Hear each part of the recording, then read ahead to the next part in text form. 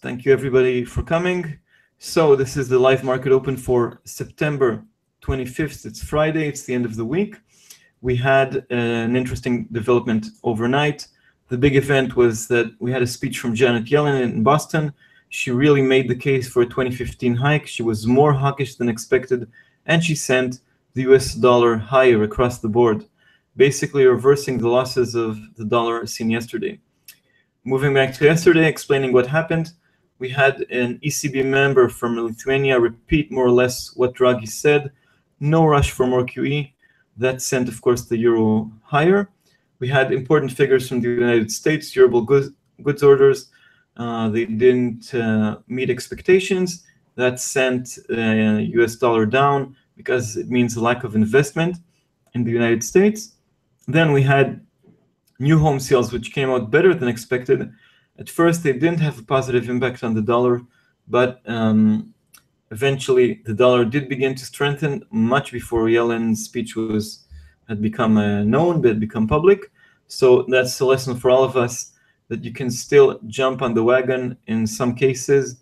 Forex is not only controlled by the machines, by algorithms.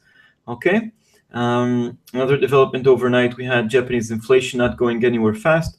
We're seeing the Japanese yen fall now against the US dollar, against other currencies, and speculation that the Bank of Japan will act, perhaps on October 30th. We had monetary data from the ECB. It wasn't it was okay as expected. The big event of the day today at 12:30 GMT is the final US GDP read for Q2. We're expecting a confirmation of the 3.7% annualized growth rate. I believe that if we'll have 4% or higher, we could have a stronger US dollar.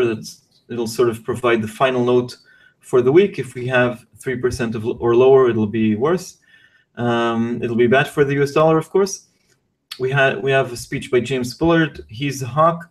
If he talks about raising the rates, it's not news. If he shows hesitation, then it's news. It could hurt the US dollar.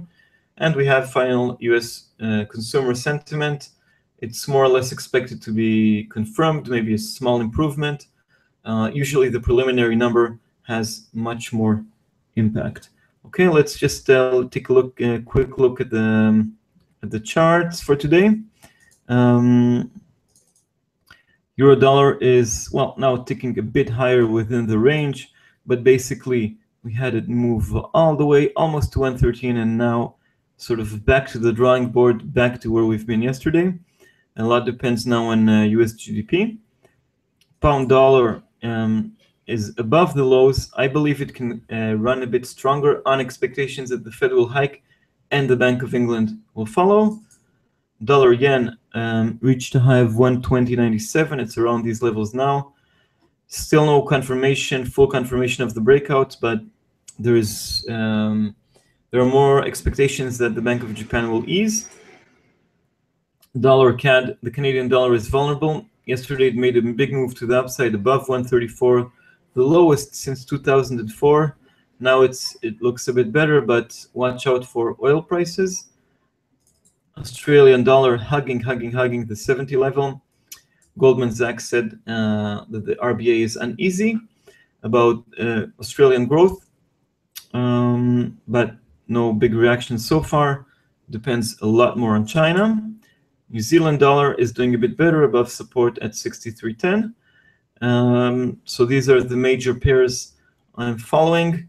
I think US GDP could have a big impact, especially if there is a different number at the beginning, if it's not 3 point something, but actually 4 point something or 2 point something. Anyway, I want to thank FX Street for hosting this show. It's a new morning show. We began this this week, and we hope to see you next week.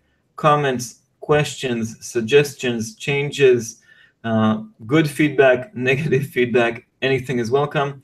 So thank you very much, everybody, for coming. You can see a recorded version of the show and the wrap-up, and see you soon. Have a great end of the trading week and a great weekend. This is Yochai Lam, Forex Crunch for FX Street. Have a great week.